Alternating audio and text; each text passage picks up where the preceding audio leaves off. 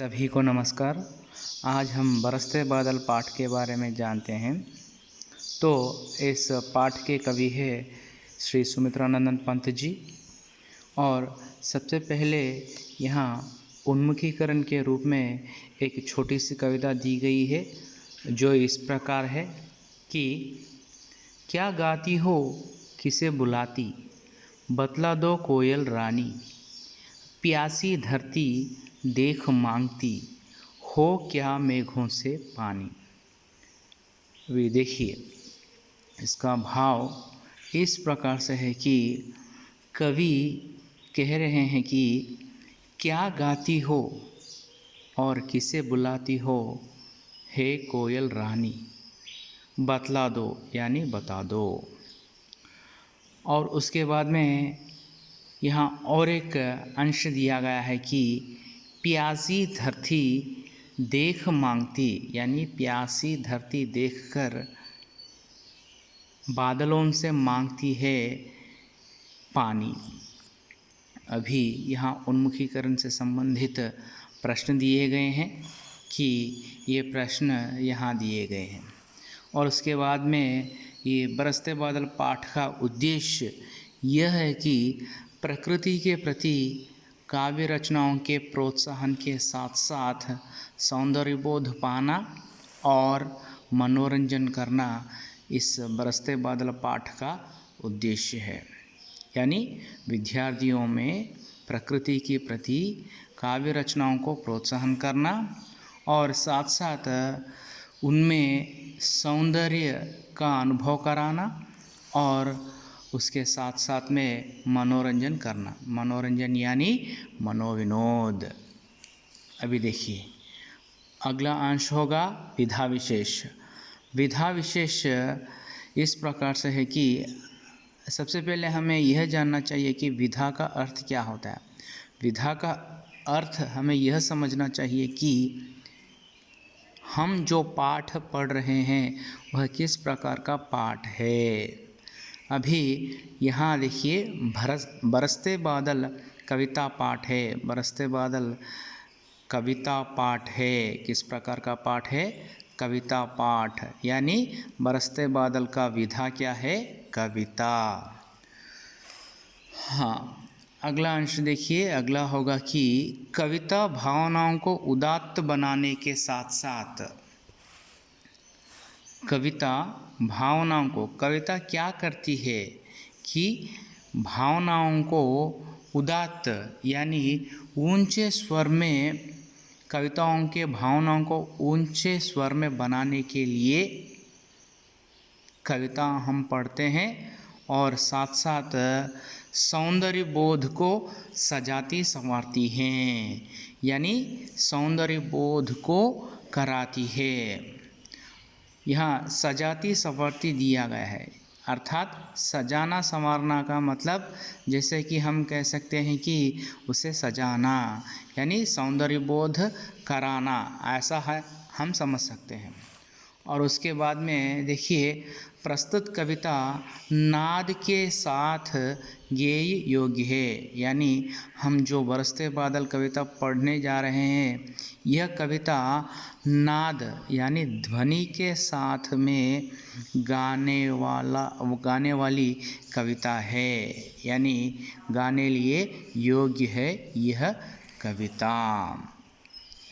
अभी देखिए, यहाँ जो इस पाठ के कवि है श्री सुमित्रानंदन पंत जी, उनका कवि परिचय इस प्रकार से है कि सुमित्रानंदन पंत जी प्रकृति के बेजोड़ कवि माने जाते हैं।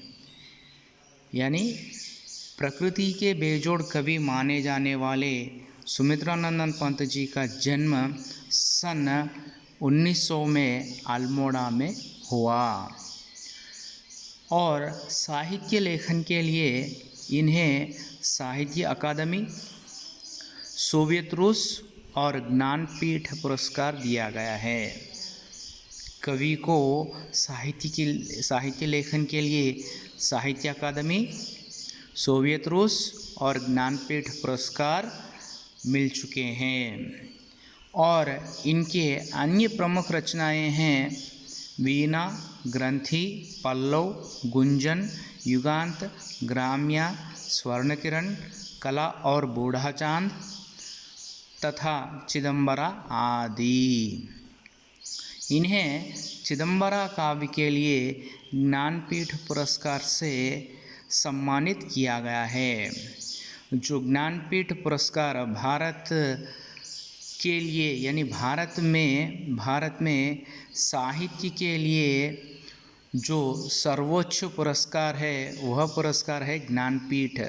कवि सुमित्रानंदन पंत जी को चिदंबरा के लिए भारतीय ज्ञानपीठ पुरस्कार मिल चुका है और इनका निधन सन 1977 में हुआ। अभी अगला अंश होगा विषय प्रवेश कि इस कविता से संबंधित विषय प्रवेश इस प्रकार से है कि यह कविता हम इससे पहले जान चुके हैं कि यह वर्षा से संबंधित कविता है। तो देखिए कवि कह रहे हैं कि वर्षा ऋतु हमेशा सबसे प्रिय ऋतु रही है। वर्षा हम सबके लिए प्रिय ऋतु है। वर्षा के समय प्रकृति की सुंदरता देखने लायक होती है। हाँ, वर्षा के समय में प्रकृति की सुंदरता देखने के लिए हम तैयार रहते हैं और वह दृश्य भी देखने लायक होती है कि वर्षा के समय में पेड़ पौधे, पशु पक्षी और मनुष्य खुशी से झूम उठते हैं। न केवल मनुष्य ही नहीं बल्कि पेड़ पौधे और पशु पक्षी भी वर्षा के कारण वर्षा के समय खुशी से झूम उठते हैं।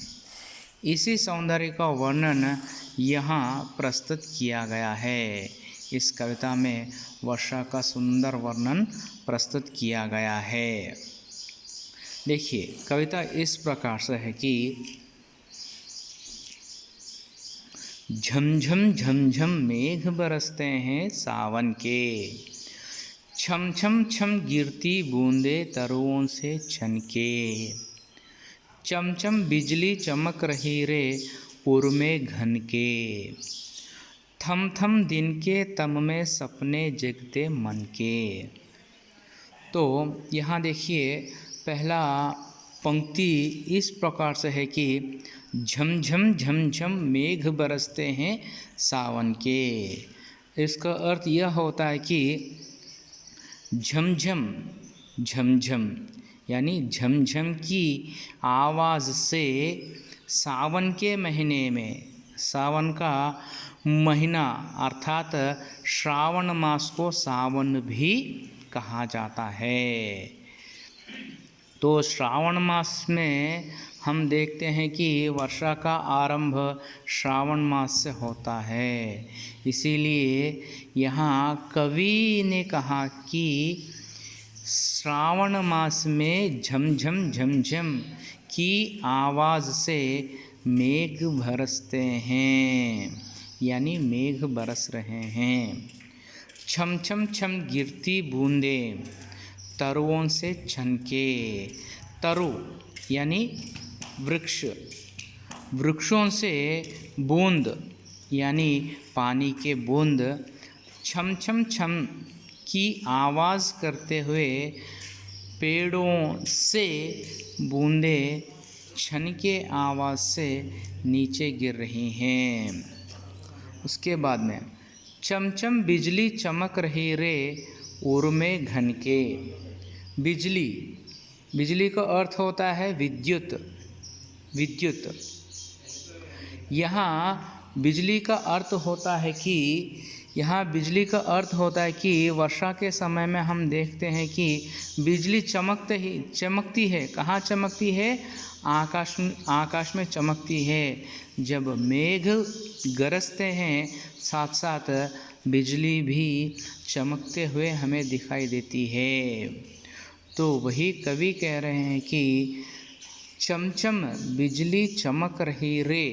उर का अर्थ होता है छाती या हृदय यहाँ पर कवि का कहना है कि वर्षा के समय में बिजली चमचम करते हुए हमारे उर में यानी हृदय में या तो फिर छाती में घन से मेघों से बिजली चमक रही है और वह चमक और आवाज़ का जो आवाज़ हमारे हृदय में हो रही है। थम थम दिन के तम में, थम थम दिन के तम में, दिन अर्थात सुबह या तो फिर दोपहर यानी दिन के समय में, तम अंधकार यानी कवि का कहना यह है कि वर्षा के समय में दिन में भी अंधकार छा जाता है। क्यों छा जाता है? क्योंकि अंधकार इसलिए छा जाता है कि वर्षा ऋतु में सारा आकाश बादलों से फैला हुआ रहता है, अधिक धूप नहीं दिखाई देती है। इस कारण यहाँ दिन के अंधकार में सपने जगते मन के, दिन के अंधकार में ही हमारे सपने, हमारे मन में सपने जगते हैं, अर्थात हम सपने देखने लगते हैं। और अगला अनुच्छेद देखिए,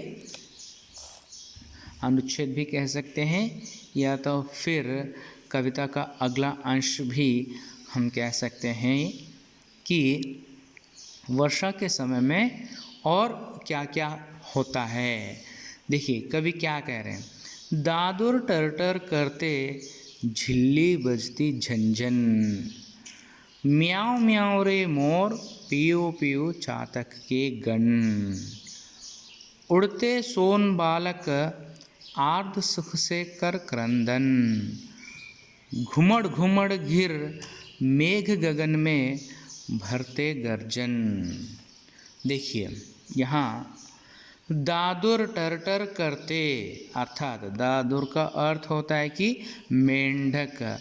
मेंढक वर्षा के समय में, वर्षा ऋतु में टरटर की आवाज़ करते हैं।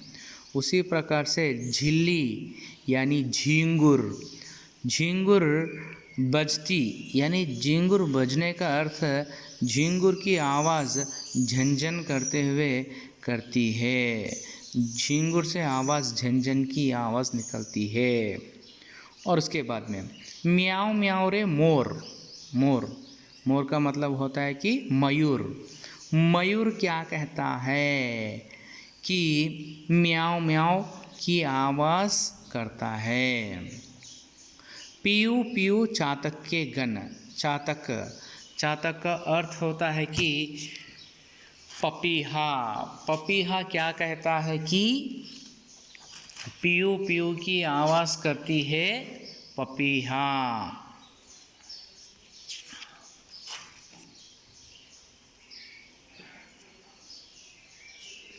और गण का अर्थ होता है कि दल, यानी चातक का दल। चातक, बहुत सारे चातक पक्षी पीयू पीयू की आवाज़ करती हैं। और उड़ते सोन बालक आर्द सुख से कर क्रंदन। सोन बालक, सोन बालक का अर्थ होता है कि जल में रहने वाली एक पक्षी, जल में रहने वाली एक पक्षी आर्द, आर्द्रता से और सुख से भरा हुआ एक क्रंदन करती है। क्रंदन यानी वह खुशी से रो रही है। क्रंदन का अर्थ होता है कि रोना। यहाँ रोना का अर्थ यह है कि वह बहुत ही खुशी से क्रंदन कर रही है। कौन? सोन बालक पक्षी। घुमड़ घुमड़ गिर मेघ गगन में भरते गर्जन। हाँ देखिए, घुमड़ घुमड़ अर्थात यहाँ घुमड़ घुमड़ का अर्थ होता है कि घुमड़ घुमड़ की आवाज़ से मेघ गगन में यानी आकाश में भरते, भरने का अर्थ यहाँ करना। घुमड़ घुमड़ मेघ गगन में गर्जन करते हैं। और आगे देखिए, रिमझिम क्या कुछ कहते बूंदों के स्वर, रोम सिहर उठते छूते वे भीतर अंतर, धाराओं पर धाराएं झरती धरती पर, रज के कण कण में तृण तृण को पुलकावली थर। रिमझिम क्या कुछ कहते बूंदों के स्वर। बूंदों के स्वर, वर्षा के समय में बूंदों का स्वर यानी बूंदों की आवाज़ रिमझिम क्या कुछ कहते बूंदों के स्वर, अर्थात बूंदों की आवाज़ रिमझिम करते हुए हमें सुनाई देती है। और रोम सिहर उठते छूते वे भीतर अंतर, रोम यानी बाल, हमारे शरीर पर जो बाल है सिहर उठते हैं। सिहर उठने का मतलब खड़े होना। रोम सिहर उठते हैं और छूते वे भीतर अंतर, छूना, छूने का मतलब होता है कि स्पर्श करना, कि वर्षा के कारण हमारे शरीर पर जो बाल है, रोम है, वो यानी रोंगटे खड़े होते हैं हमारे शरीर के अंदर से और बाहर से। धाराओं पर धाराएं झरती धरती पर, यानी धाराओं पर धाराएं, धारा का अर्थ होता है कि धारा, धारा यानी वाटर फ्लो जैसा आकाश से धाराओं पर धाराएं झरती धरती पर, अर्थात वर्षा बिंदुओं से भी होती है, बिंदुओं के माध्यम से भी हम वर्षा देख सकते हैं, और कभी कभी अधिक वर्षा होने के कारण वह धारा के रूप में हम देख सकते हैं। इसीलिए कवि यहाँ कहा है कि धाराओं पर धाराएं झरती, झरने का मतलब यहाँ गिरना, गिरना, कि धाराओं पर धाराएं झरती धरती पर, यह भूमि पर आकाश से धाराओं के रूप में वर्षा नीचे आ रही है। और रज के कण कण में तृण तृण को पुलकावली भर, रज के कण कण में यानी रज का अर्थ होता है कि धूल, एक धूल का एक कण ऐसा हम समझ सकते हैं। रज के कण कण में तृण तृण को, तृण यानी तिनका, अर्थात धरती पर जो रज के कण हैं और जो तिनके हैं वे समस्त अंश पुलकित होते हैं वर्षा के कारण। और अगला देखिए, अगला अंश, पकड़वारी की धार झूलता है मेरा मन, आओ रे सब मुझे घेर कर गाओ सावन, इंद्रधनुष के झूले में झूले मिल सब जन, फिर आए जीवन में सावन मन भावन। देखिए यहाँ कवि कह रहे हैं कि पकड़वारी की धार, यानी पकड़वारी यानी वारी का अर्थ होता है कि पानी, पानी की धार यानी धारा। कवि कहते हैं कि पानी की धारा को पकड़कर मेरा मन झूलता है, पकड़वारी की धारा झूलता है मेरा मन, यानी कवि कह रहे हैं कि मेरा मन पानी की धारा को पकड़कर झूल रही है, यानी ऐसा कवि अनुभव कर रहे हैं। और कह रहे हैं कि आओ रे सब मुझे घेर कर गाओ सावन, कवि कह रहे हैं कि सब लोग कवि को घेर कर सावन गाने के लिए, सावन गाने का मतलब ये होता है कि श्रावण मास में जो वर्षा से संबंधित गाना गाते हैं, वे गाने गाने के लिए कवि कह रहे हैं कि आओ रे सब मुझे घेर कर। घेरना मतलब उनके चारों तरफ सब आकर, यानी उनसे सब मिलकर सावन का गाना गाने के लिए कवि अन्य लोगों से आग्रह कर रहे हैं। और इंद्रधनुष के झूले में झूले सब जन मिलकर। इंद्रधनुष हम देख सकते हैं कि वर्षा ऋतु में इंद्रधनुष हम देखते हैं, और कवि कह रहे हैं कि इंद्रधनुष के झूले में, झूला यानी स्विंग, जैसे कि हम झूलते हैं, बच्चों को डालकर सुलाते हैं, जो झूला होता है। अब कवि यहाँ उसी प्रकार का एक, यानी इंद्रधनुष का झूला बता रहे हैं। इंद्रधनुष के झूले में झूलें सब जन मिलकर। कवि कह रहे हैं कि हम सब लोग मिलकर इंद्रधनुष नामक झूले में झूलेंगे। और कह रहे हैं कि फिर आए जीवन में सावन मन भावन। कवि कह रहे हैं कि फिर आए जीवन में, ये हमारे जीवन में सावन का महीना का आना बहुत ज़रूरी है। और कवि कह रहे हैं कि यह सावन का महीना फिर आए, क्योंकि सावन का महीना आने से ही हमारे फसल उगते हैं, यानी वर्षा होने से ही हमारे फसल उगते हैं। इसीलिए हमारे लिए वर्षा का होना अत्यंत आवश्यक है। और यहाँ मन भावन का अर्थ होता है कि मन को भाने वाला सावन का महीना फिर आए, ऐसा कवि चाह रहे हैं। धन्यवाद।